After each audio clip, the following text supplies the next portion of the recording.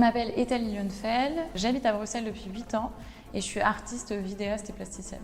Je travaille autour des codes et représentations de la féminité dans l'histoire de l'art et du coup je m'intéresse à l'évolution de ces codes aujourd'hui à l'ère du digital sur les réseaux sociaux notamment. Ce qui m'intéresse beaucoup, c'est de voir comment les nouvelles technologies vont avoir un impact vraiment qui grandit de plus en plus sur notre vie quotidienne, nos habitudes, les standards esthétiques, les normes sociales. Et donc voilà, moi je travaille aussi bien avec la photographie, la vidéo, l'installation.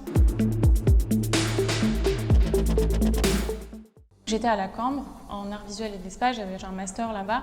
Ça m'a donné, je pense, un rapport à la sculpture, parce que j'étais dans une option qui s'appelait l'option sculpture. Bon, en vérité, c'était assez large, c'était art contemporain, mais il y avait ce rapport à l'espace et à l'installation. Du coup, moi, j'ai commencé à développer ça dans ma pratique et à toujours chercher comment montrer une image, notamment une image lumineuse. Et j'ai été fortement inspirée, je pense, quand j'étais plus jeune, par le travail de Bill Viola. C'était la première fois que je découvrais de l'installation vidéo. J'avais, je sais pas, une quinzaine d'années et je me suis dit, ouais, mais c'est fantastique, on peut vraiment faire image dans l'espace. Et je trouvais que les images qui étaient réfléchissantes, qui avaient de la lumière, avaient tout de suite un impact sur le spectateur parce qu'on est tout de suite attiré un peu comme des papillons de nuit, quoi, vers ça. Et la façon dont on montre l'image, ça va vraiment, pour moi, tout changer et vouloir dire quelque chose de totalement différent si on le montre sur un téléphone ou dans, je sais pas, une installation monumentale. Donc ce rapport à la plasticité de l'image m'intéresse beaucoup. Et en plus, comme aujourd'hui je suis au Fresnoy, je termine mon parcours là-bas, j'ai été vraiment sensibilisée aux problématiques de l'image digitale, à l'esthétique de ces images et au statut de cette image. Et donc ce qui m'intéresse, c'est de le développer hors champ réseaux sociaux et de l'amener dans un espace d'exposition. En fait, depuis que je suis au Fresnoy, c'est une des raisons pour lesquelles je voulais entrer au Fresnoy, c'est que on a un budget de production qui nous permet de travailler avec une équipe. Moi, je ne me vois plus travailler seule et la vidéo, justement, je crois que c'est un art où on n'est pas seul et en fait, on a besoin de travailler avec plein de techniciens et d'autres artistes. J'aime travailler en équipe, mais par contre, j'ai le statut en gros de réalisatrice quand on tourne les vidéos. Et après, dans la post-production, je suis présente à toutes les étapes, même si je travaille avec des personnes parce que j'ai un rapport un peu plastique à l'image. Donc j'ai besoin de mettre la main à la pâte, quoi. Dans mon travail, il y a souvent des techniques mixtes. Donc tu vas avoir de la prise de vue, mais aussi de l'image de synthèse, de l'animation de texte, des effets spéciaux et de l'IA. Et ça, j'adore. En fait, du coup, ça donne naissance à une nouvelle forme d'image, un peu hybride. À chaque fois dans mon travail, il y a un très fort rapport au corps et à l'espace. D'ailleurs, mes installations, souvent je les qualifie d'objets vidéo ou sculptures vidéo. Je vais puiser aussi bien dans la fiction que dans le réel. Dans mon travail, il y a quelque chose qui revient, c'est le portrait. Même si c'est sous différentes formes, même dans l'installation Invisible Filter, il y a ce rapport au portrait. C'est à l'image de soi qui m'intéresse beaucoup. Et généralement, ce que j'aime faire, c'est que je travaille avec des comédiens, mais je travaille aussi avec des personnes qui ne sont pas forcément comédiens. Et j'adore justement combiner les deux et arriver dans une forme de proximité et d'intimité avec elles. Toute l'histoire du portrait m'intéresse. Donc, comme je le disais, c'est vraiment aussi autour des codes et représentations de la féminité. Et je crois aussi que le rapport qu'on a avec notre propre image aujourd'hui, avec le selfie, a profondément changé. C'est vraiment une piste que je travaille et que je vais continuer de travailler parce que du coup, on a une conscience de nous-mêmes qui est totalement différente d'avant et qui va donner naissance aussi à de nouvelles formes de névrose qu'il n'y avait pas avant, notamment le Snapchat dysmorphia.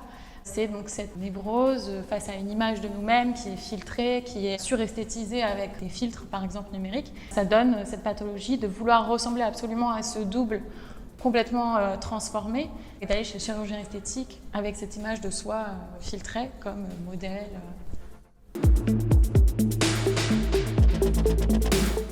Alors c'est venu d'un désir parce que ça faisait longtemps que je me posais des questions par rapport à ces images de portraits justement sur les réseaux sociaux et j'avais l'impression qu'on se ressemblait tous de plus en plus parce qu'il y a quelque chose qui, je trouve, hyper intéressant dans les filtres, c'est que ça nous a donné l'habitude de modeler notre propre image. On a ces artifices virtuels qui nous donnent la possibilité, donc quelque part c'est super parce que ça donne une nouvelle forme de liberté, on peut se grimer à l'infini.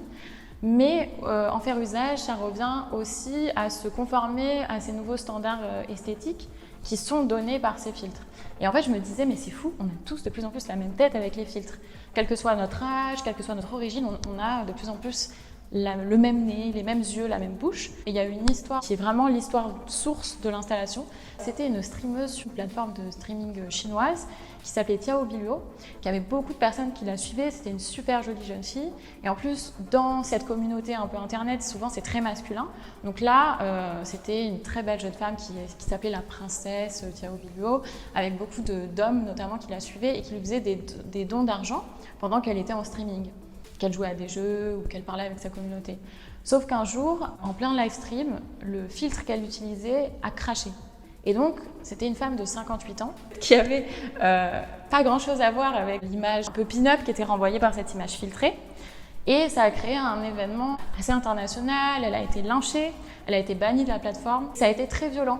Et moi, ça m'a fait penser à une histoire de conte. Et je me suis demandé, et pourquoi est-ce qu'elle a été obligée de se filtrer quelque part pour rentrer dans cette communauté? Et j'avais envie de travailler ça sous forme aussi un peu de conte dans Invisible Filter. Il y a une forme de poésie dans les contes que j'essaie de retrouver dans mes images. Il y a une forme d'accessibilité que j'aime bien. Parce que du coup, ça ne demande pas forcément d'avoir tous les codes que peut demander l'art contemporain pour comprendre la pièce. Parce que quand c'est un conte, et quelque part, ça nous est familier, ça va nous remémorer des souvenirs d'enfance. Et donc, j'ai toujours essayé un peu d'avoir cette forme de mythe ou de conte dans mes vidéos. Aussi, j'aime cette idée que c'est quelque chose qui se transmet de génération en génération. Ça peut être positif, mais ça peut être aussi un fardeau. Et du coup, ça, c'est quelque chose que je travaille. C'est une installation avec 4 moniteurs. Il y a ce format vertical et horizontal qui est mixé. Il y a une histoire de face à face dans l'installation, mais aussi de dos à dos et de double face. On a 2 personnages féminins qui se ressemblent beaucoup, mais qui n'ont pas le même âge. Et elles sont toutes les 2 autour d'une sorte de cuve qui est remplie d'eau par les larmes de la plus jeune, qui se regarde au-dessus et qui pleure en continu au-dessus de son reflet. C'est cette eau lacrymale qui va servir d'élixir, donc de filtre à la plus âgée des 2. L'idée, c'est que toutes ces avancées technologiques ont donné naissance à justement un nouveau corps qui est le corps virtuel. Donc on a tous quelque part une sorte de double numérique, une version augmentée de nous-mêmes qu'on peut modeler par des artifices virtuels. Il y a ces nouveaux êtres hybrides qui sont des reflets de nous-mêmes, mais des reflets quand même contrôlés. Et c'est ça qu'on donne à voir aujourd'hui sur les réseaux sociaux et dans le monde du travail en général. Dans mon travail, il n'y a pas de jugement de valeur sur ces filtres et ce qui se passe sur les réseaux. C'est pas un jugement de valeur parce que il y a du positif pour moi là-dedans, et juste il y a aussi une forme de conformisation à des nouveaux standards esthétiques, et c'est ça que je trouve intéressant. Actuellement, j'ai une série de portraits qui est exposée au Cube Garges, ça c'est jusqu'à août. C'est une série de portraits justement hybrides où je vais combiner différentes techniques, donc il y a prise de vue réelle et puis les images sont traitées après dans une intelligence artificielle. Donc on a ces êtres un petit peu hybrides qui nous sont présentés et je termine mon court-métrage au Frénois. Ça va être présenté en septembre pour Panorama 25 et c'est un court-métrage qui aborde le phénomène des nouvelles influenceuses virtuelles qui vont ou non supplanter aux influenceuses réelles. C'est un film qui s'appelle EMI, en lien avec l'expérience de mort imminente. Et tout le film, c'est une fiction sur une influenceuse divisée en 4 écrans, parce que c'est un film, mais en split screen. Et on suit ce personnage à travers les commentaires de sa communauté et les vidéos qu'elle poste, c'est des formats téléphone, réseaux sociaux.